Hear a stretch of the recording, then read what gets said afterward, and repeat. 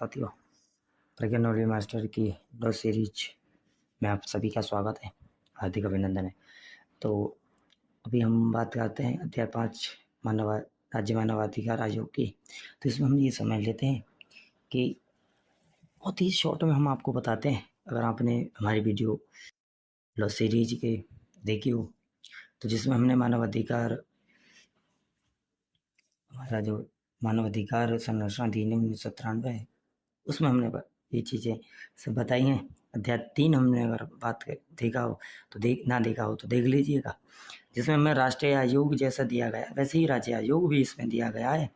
राज्य आयोग में क्या दिया गया ये भी हम समझ लेंगे, ठीक है।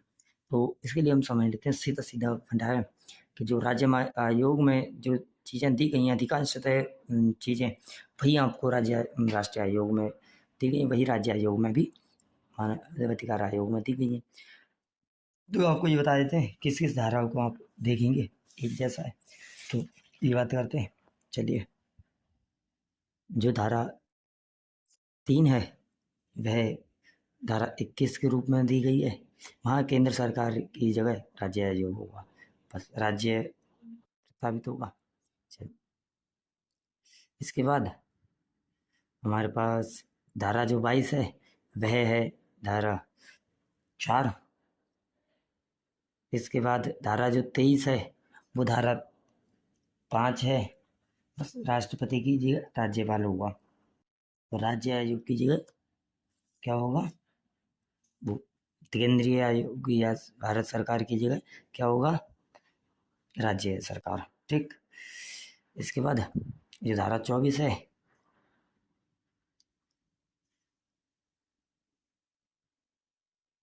तो 24 जो होगी वो क्या है, धारा 6 है।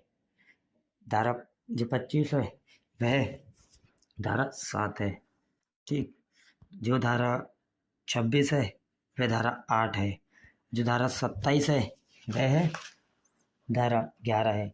जो धारा 28 है वह धारा 20 है।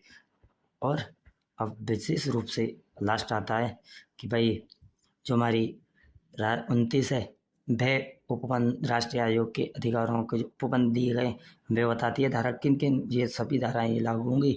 कौन कौन सी धाराएं हैं ये देख लीजिए। धारा 9, 10, 12, 14, 13, 14, 15, 16, 17, 18 ये उपबंध राज्य आयोग पे लागू होंगे और इसके प्रति जो भी कार्य होंगे वे लगाए जाएंगे।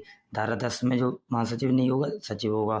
और धारा 12 के खंड 4 और धारा 17 के खंड 1 ये लोगों कार्यालय के लिए, ठीक है। आगे के लिए